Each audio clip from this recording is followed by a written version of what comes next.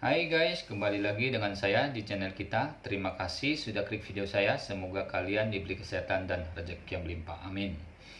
Pada video kali ini saya akan membacakan 4 bab yang terupdate, yaitu bab 4280 sampai bab 4283. Oke, kita langsung aja. Bab 4280. Teriakan Wan Pojun membuat seluruh keluarga Fei meledak. Awalnya, mereka tidak ingin mengerti mengapa Fei Manor yang tidak mengalami pemadaman listrik selama lebih dari 10 tahun tiba-tiba mengalami pemadaman listrik. Setelah mendengar teriakan Wan Pojun, mereka menyadari bahwa keluarga Fei telah menjadi sasaran istana Wanlong. Terlebih lagi, yang bahkan tidak mereka pikirkan adalah kali ini bahkan Wan Pojun yang terkenal penguasa istana Wanlong datang sendiri. Rasanya seperti istana Wanlong akan melawan keluarga Fei sampai mati. Apa yang bahkan tidak mereka pikirkan adalah bahwa Wan Pojun benar-benar tidak berbicara tentang seni bela diri kali ini. Dia tidak hanya harus berurusan dengan pengawal mereka, tetapi dia bahkan berbicara dan bahkan anggota keluarga mereka tidak luput. Kehendak benar-benar hancur. Mendengar ini, Fei Shanghai gemetaran ketakutan. Dia berkata dengan panik, "Istana Wanlong? Kapan kita menyinggung Istana Wanlong?" Fei Xiaobin berkata dengan ngeri, "Ayah, apakah Istana Wanlong disewa oleh kakek?" Bagaimana mungkin? Fei Shanghai menggelengkan kepalanya dan berkata, "Jangan katakan bahwa lelaki tua itu tidak punya uang. Bahkan jika dia punya uang, dia tidak bisa memperkerjakan Wan Pojun. Wan Pojun telah lama berhenti melakukan sesuatu untuknya, apalagi untuk orang lain secara pribadi." Fei Xiaobin panik setengah mati dan berkata, "Menurut apa yang Anda katakan, apakah kita menyinggung kuil Wanlong dengan cara tertentu?" Fei Shanghai gemetar, "Aku juga tidak tahu." Fei Xiaobin buru-buru berkata, "Ayah, apakah kamu ingin pergi ke tempat penampungan darurat? Jika 10.000 pasukan rusak dan orang-orang masuk, kami tidak dapat lari bahkan jika kamu mau." Fei Shanghai berkata dengan wajah pahit, "Apa gunanya bersembunyi di tempat penampungan darurat? Wan Pojun memimpin seseorang untuk memblokirnya. Jadi, bukankah kita akan menjadi tikus di dalam lubang? Apakah kita hanya tinggal di sana sampai persediaan habis dan akhirnya mati kehausan dan kelaparan?" Ketika Fei Xiaobin mendengar ini, dia langsung jatuh ke dalam keputusasaan yang mendalam. Dan pada saat ini, seseorang berteriak, "Sialan, orang-orang dari istana Wanlong telah masuk." Fei Xiaobin yang telah sedikit pulih hendak pergi ke jendela, tetapi untungnya istri dan pengurus rumah tangga melangkah maju dan mendukungnya. Pada saat ini, Fei Xiaobin yang berdiri juga melihat situasi di luar dari jendela. Seorang pria parubaya dengan tumik hitam dengan sekelompok orang berpakaian dengan cara yang sama seperti dia mengelilinginya dengan agresif dari segala arah. Bangunan villa dengan area terluas ini merupakan pusat dari seluruh keluarga Fei. Wan Pojun dapat membawa orang ke sini yang membuktikan bahwa orang-orang di luar telah dirundukkan oleh bawahannya. Meskipun pengawal keluarga Fei semua dari pasukan khusus atas di depan master seni bela diri, mereka tidak jauh berbeda dengan anak-anak berusia 3 tahun. Oleh karena itu, master seni bela diri ini diam-diam dapat membunuh semua pengawal itu. Alasan mengapa dia tidak secara langsung menyentuh Fei Shanghai di bawah kendali sepenuhnya adalah preferensi pribadi Ye Chen. Dibandingkan dengan membiarkan Wan Pojun muncul langsung di samping Fei Shanghai dan mengejutkannya, dia lebih memilih gameplay seperti ini mendorong lawan ke situasi putus asa. Dengan kata lain, berurusan langsung dengan Fei Shanghai prosesnya terlalu pendek dan membosankan, atau pendekatan selangkah demi selangkah ini lebih rumit. Pada saat ini, pengawal di villa terlalu takut untuk tahu apa yang harus dilakukan. Meskipun Wan Pojun dan lainnya semua terkena jarak tembak mereka, saat ini tidak ada yang berani melawan istana Wanlong untuk keluarga Fei. Alasannya adalah propaganda dari Wan Pojun barusan. Ye Chen sudah lama menduga bahwa Fei Shanghai pasti akan merangsang pengawalnya untuk melawan dengan membangkang dengan menghadiahi mereka. Karena itu, dia menjelaskan kepada Wan Pojun sebelumnya, dan dia harus meminum obat kuat pada pengawal keluarga Fei. Oke, kita lanjut lagi ke bab 4281. Menurutnya, semua pengawal bekerja untuk majikan mereka hanya untuk menghasilkan uang. Dan uang yang mereka peroleh baik untuk kesenangan dan kemewahan mereka atau untuk keluarga mereka juga memiliki makanan dan pakaian. Jika mereka hanya menggunakan hidup mereka sendiri untuk mengintimidasi mereka, kemungkinan besar mereka akan berusaha keras untuk mendapatkan pensiun yang besar bagi keluarga mereka. Jika demikian, ini akan merangsang semangat juang mereka. Meskipun kuil Wandong datang ke New York kali ini, mereka semua adalah tuan dari tuan, dan itu benar-benar mudah bagi pengawal keluarga yang membayar. Tetapi, Ye Chen masih berharap dia bisa mengalahkan semua musuh tanpa bertarung. Oleh karena itu, dia langsung meminta Wan Pojun untuk duduk berjajar, hanya agar pengawalnya mengerti bahwa bahkan jika mereka mati untuk keluarga Fei hari ini, mereka masih tidak dapat menukar keluarga mereka dengan kehidupan tanpa beban di sisi hidup mereka. Sebaliknya, itu juga akan menyebabkan kematian keluarganya. Akibatnya, para pengawal ini secara alami tidak memiliki keberanian untuk bertarung sampai mati. Selain itu, kekuatan penjaga istana Wanlong secara alami tidak perlu dikatakan lagi. Apalagi pengawal ini, bahkan keluarga Fei, tidak akan pernah berani menentang istana Wanlong. Karena itu, para pengawal saat ini sudah melepaskan gagasan perlawanan. Pada saat ini, Wan Pojun secara bertahap mendekat berdiri kurang dari 50 meter dari pintu masuk utama villa utama keluarga Fei Manor.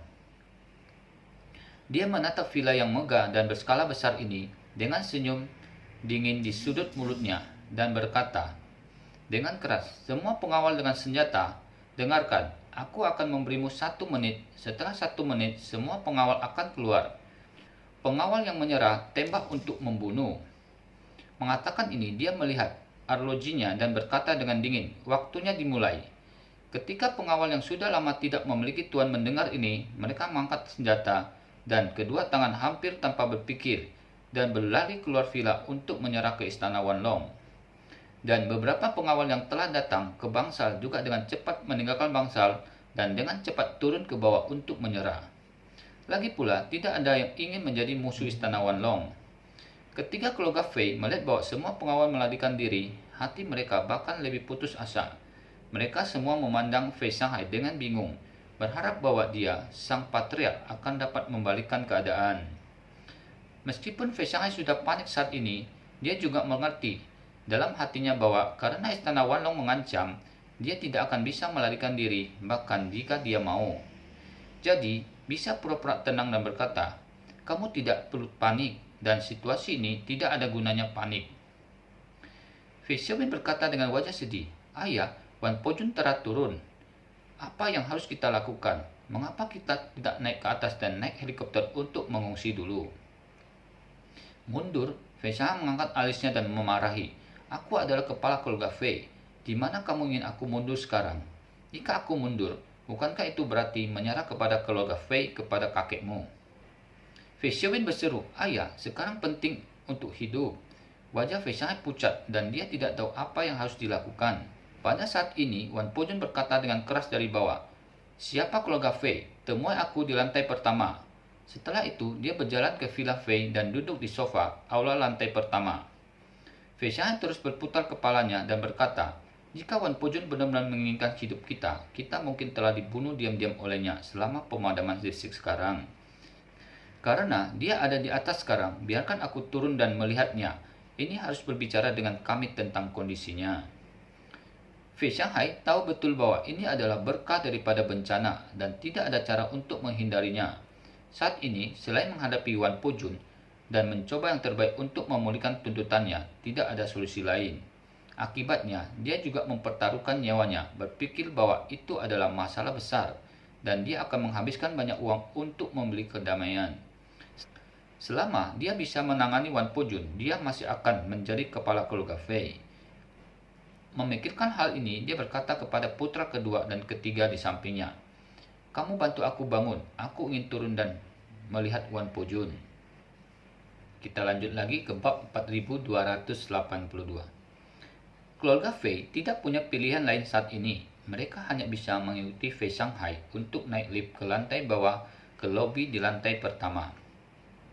Adapun beberapa master seni bela diri yang tersisa di keluarga Fei, mereka hanya bisa diam-diam mengikuti di belakang mereka, tidak berani bertindak gegabah.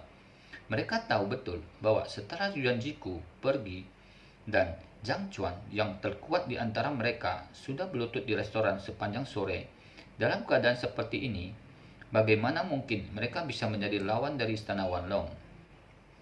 Hanya saja Wan Pojun meminta pengawal dengan senjata untuk keluar dan menyerah, dan mereka tidak mengatakan bahwa master seni bela diri seperti mereka juga harus pergi.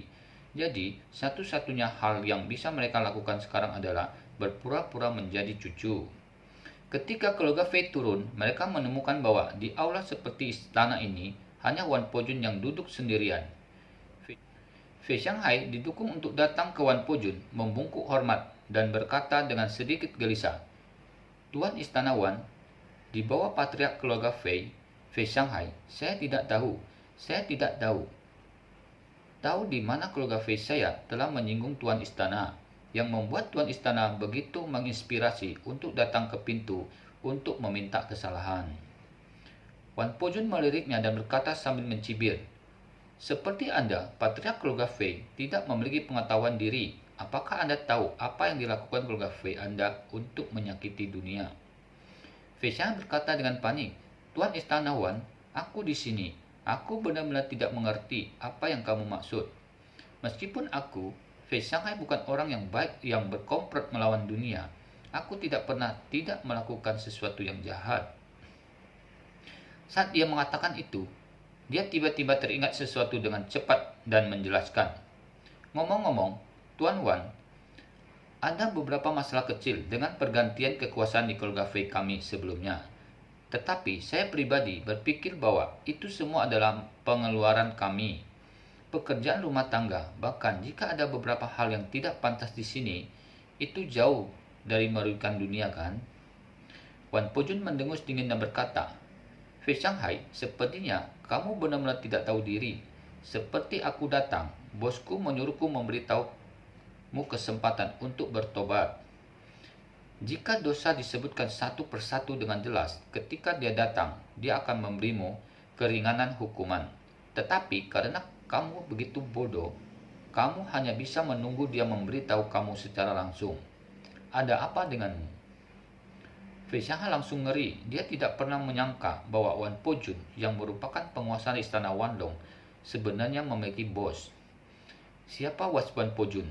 Saat dia sedang berpikir, deru helikopter tiba-tiba datang dari luar. Sebuah helikopter berat perlahan mendarat di halaman luar. Pintu parka terbuka. Ye Chen melompat keluar dari pesawat sendirian dan berjalan ke lobi lantai pertama. Saat dia melihat Ye Chen, Fei Shanghai merasa seperti disambar petir. Ternyata itu dia. Fei Shanghai tidak pernah bermimpi bahwa bos Wan Pojun, penguasa istana Wanlong, sebenarnya adalah orang dengan nama keluarga Ye ini. Anggota keluarga Fei lainnya juga tercengang, terutama Fei Xiaobin yang kakinya lemas karena ketakutan. Dia tidak bisa membantu mengingat pertama kali dia bertemu Ye Chen. Pada saat itu, dia berpikir bahwa Ye Chen hanyalah badut yang melompat. Tapi, saya tidak pernah berpikir bahwa dia adalah dalang di balik semua ini. Wan Pojun baru saja berdiri dari sofa dan dengan hormat berkata kepada Ye Chen, "Tuan Ye." Ye Chen sedikit mengangguk, lalu menatap Fei Shanghai yang ketakutan dan berkata dengan dingin, "Apa? Kamu terkejut melihatku?" Fei Shanghai buru-buru berkata dengan hormat, "Tuan Ye, saya dulu memiliki mata dan telinga dengan Quan Ji, dan saya telah menyinggung Anda berkali-kali. Tolong beri saya kesempatan untuk berubah demi usia lanjut saya." Oke, kita lanjut lagi ke bab 4283. Ye Chen tersenyum dengan berkata, "Oh, jika Anda ingin bereformasi, apakah Anda tahu di mana Anda salah? Ini, Fei Shanghai, menangkupkan tangannya dan berkata, "Saya salah karena saya seharusnya tidak buta. Saya tidak bisa melihat Gunung Tai. Saya telah mengabaikan Anda, Tuan Ye. Juga tolong jangan tidak ingat penjahatnya." Ye Chen berkata dengan dingin, "Fei Shanghai, kamu memiliki setidaknya 5 dosa mematikan. Kesombongan hanyalah salah satunya, dan 4 lainnya, tahukah kamu?" Fei Shanghai berkata dengan ketakutan, "Tuan Ye, saya di sini. Saya melakukan tugas saya dengan cara yang sederhana. Karena saya berada di posisi tinggi, saya benar-benar sombong. Tapi di mana 4 dosa yang mematikan itu?" Ye Chen berkata dengan dingin, "Kamu sangat memikirkan dirimu sendiri dan tidak memiliki siapapun di matamu. Itu adalah kesombongan." Fei Shanghai mengangguk buru-buru dan berkata, "Ya, ya, Tuan Ye, Anda benar." Ye Chen menaikkan volumenya sedikit dan berkata dengan tajam, "Kamu mencari kekuatan dan keuntungan dengan tidak hati-hati. Ini adalah keserakahan." Begitu kata-kata Ye Chen keluar, hati Fei Shanghai tiba-tiba membeku. Dia tidak berpikir bahwa Ye Chen akan benar-benar menyebutkan pengejaran kekuasaan dan keuntungannya sendiri. Dan dia tidak dapat menahan diri untuk berpikir, mungkinkah ini Ye Chen karena saya datang ke sini setelah saya mengambil posisi ayah saya sebagai kepala keluarga. Tepat ketika dia bingung di dalam hatinya, Ye Chen melanjutkan, "Sebagai seorang menteri, jika Anda melakukan kejahatan berikut, ini adalah ketidaksetiaan. Sebagai anak laki-laki, mengusir ayah kandungmu adalah tidak berbakti." Ketika Ye Chen mengatakan itu, Fei Shanghai sudah pucat. Pada saat ini, dia yakin bahwa dalam hatinya, bahwa Ye Chen pasti datang untuk ayahnya, dan ini untuk menyelesaikan masalah dengan dirinya sendiri setelah musim gugur.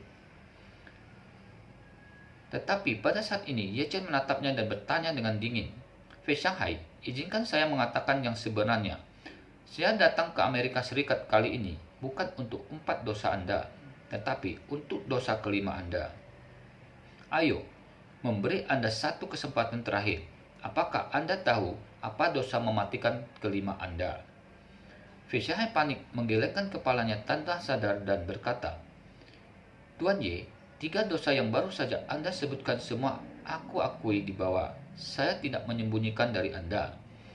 Kejadian ini memang benjolan dalam hati saya dan saya tidak berani menyangkalnya. Tetapi selain dari kejadian ini, saya tidak pernah melakukan sesuatu yang mengerikan." Ye Chen memarahi dengan tajam, "Cucumu, Fei Haoyang, telah berulang kali melakukan kejahatan keji.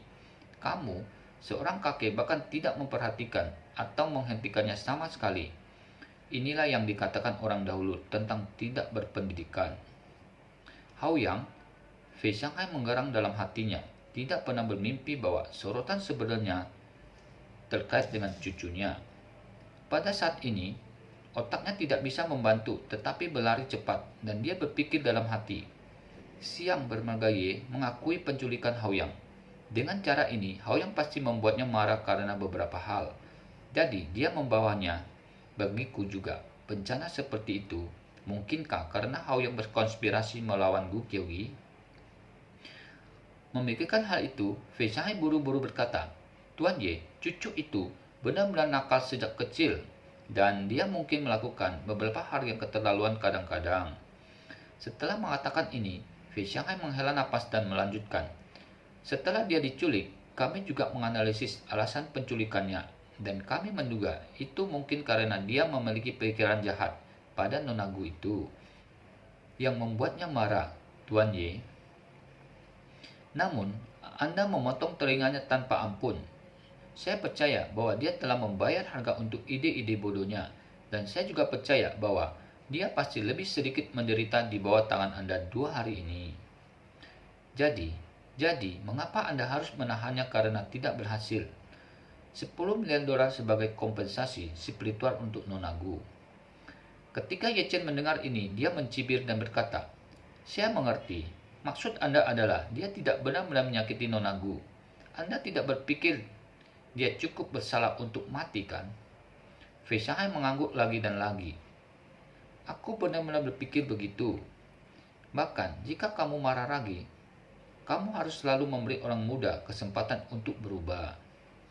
Ekspresi Ye Chen berangsur-angsur menjadi dingin, dan dia bertanya dengan tajam.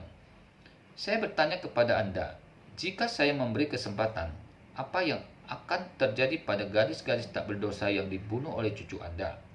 Tidakkah mereka pantas mendapatkan seseorang untuk melakukan keadilan bagi mereka? Oke, sampai di sini dulu video kali ini. Jika penyampaiannya kurang bagus, saya mohon maaf.